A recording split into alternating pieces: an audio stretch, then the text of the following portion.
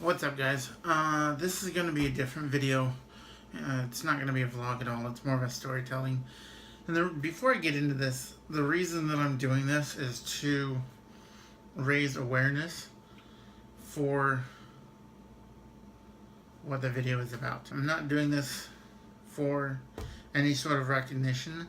I just want you guys to know a little bit about me and a little bit about the topic.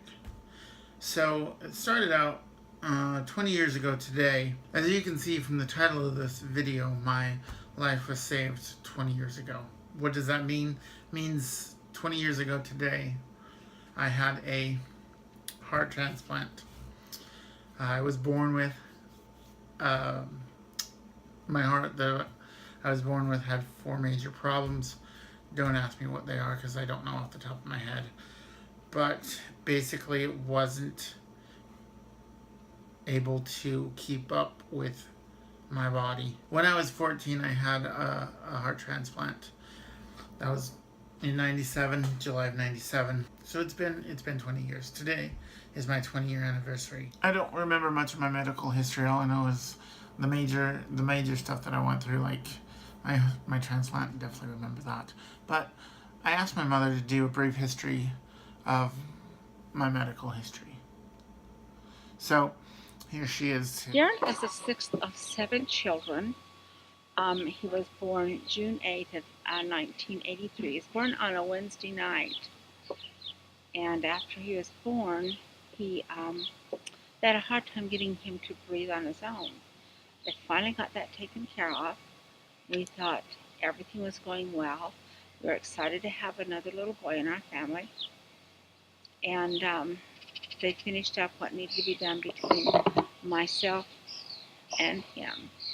And we went to bed. They took him to the nursery. The next morning they brought him in. And for some reason I had gotten very, very sick to my stomach.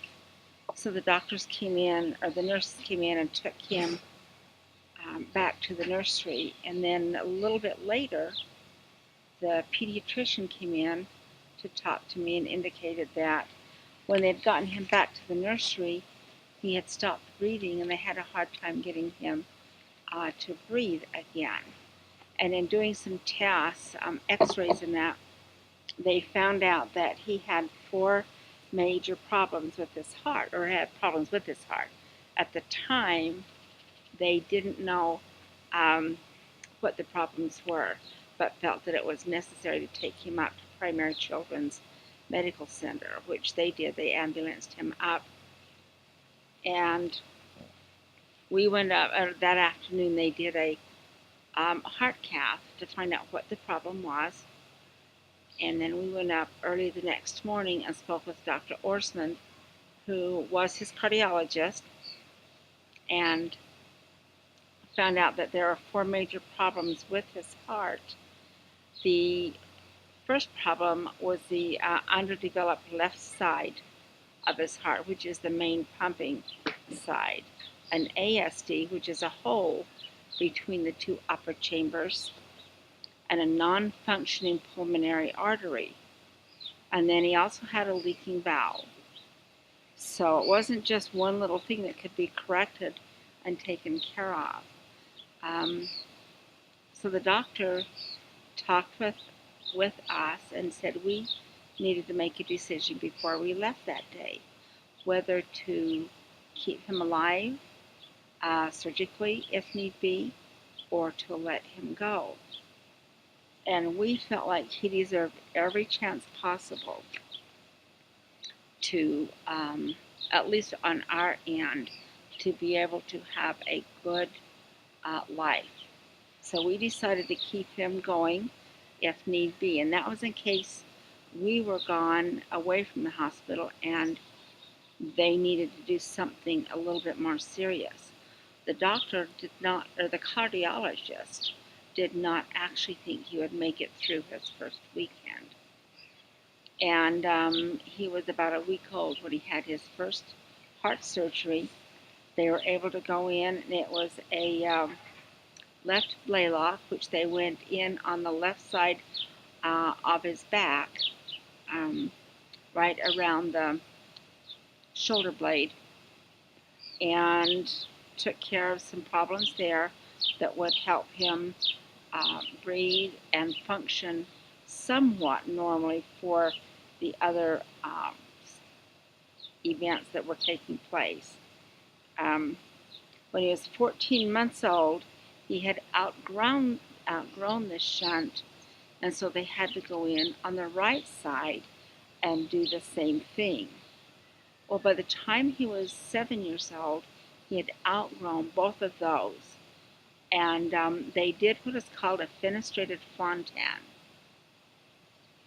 and that was to go in and basically change the pumping stature of his heart and how that would work a little bit better for him. And it did him pretty good. So when he was about 12 was the first time he was listed for a heart transplant. After several months, he was doing really well, and the doctor felt like, okay, we're going to take him off the transplant list and see how he does, which they did. They put him on an inactive list so that they could move him right back if they needed to.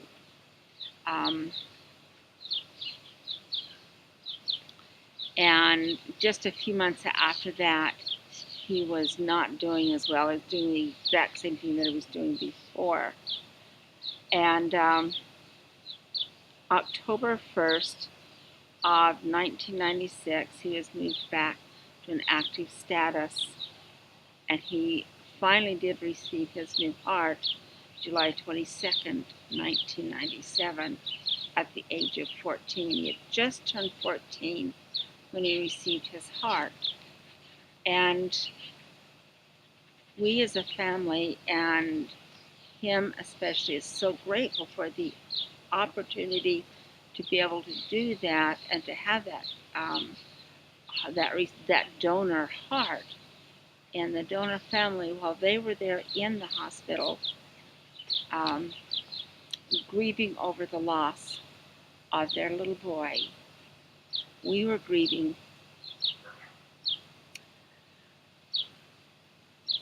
We were grieving with them, and at the same time,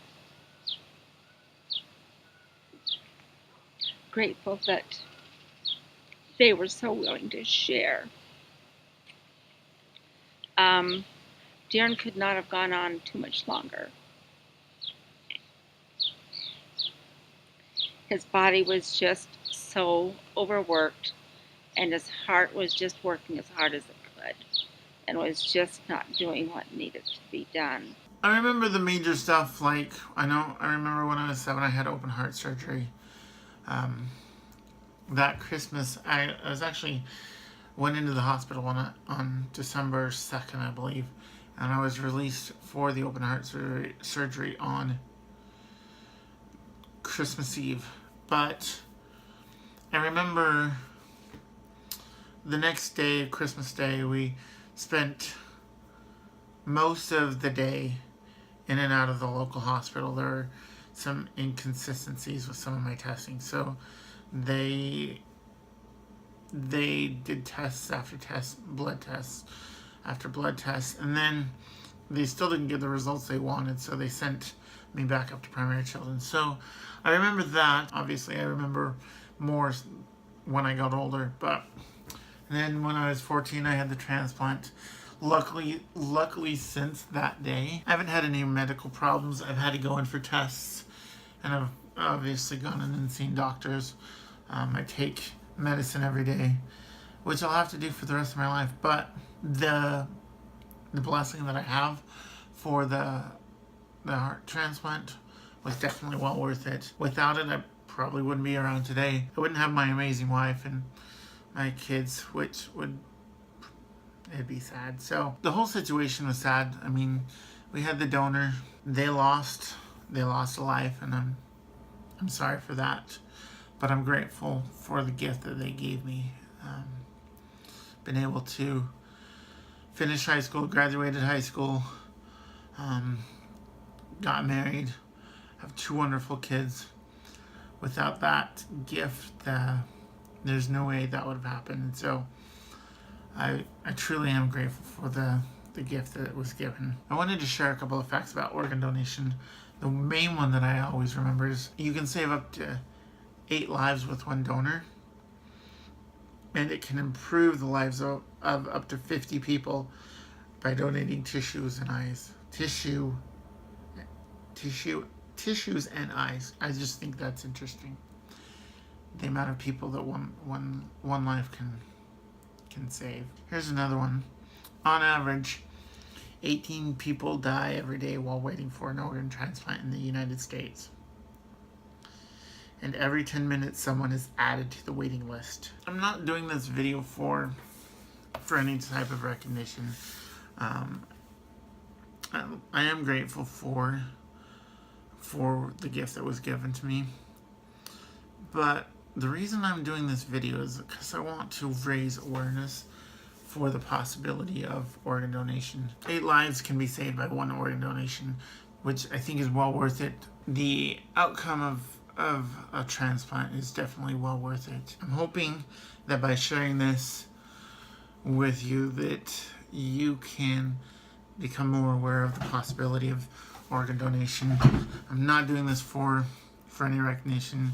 I don't generally tell people about it, but I want to share what's possible with organ donation and the 20 years that somebody else could have just by donating. If you know anyone that has questions or concerns about organ donation, hopefully you can share this video with them. Please share it with everyone. I want the possibility of more organ donation in the future. I know there's so many people against it that it's just mind-blowing, but everyone has their own personal interests and personal beliefs.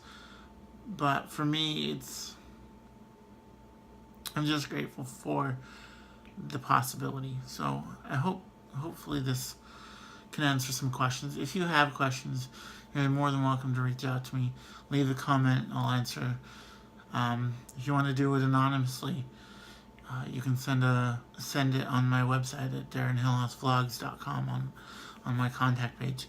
I'll be happy to answer any questions you guys have. But please share this video. Let others know the possibility of saving life. Thank you so much for watching, guys. I really appreciate your support. If you want, give this video a share. If you know someone that this video will help, share it.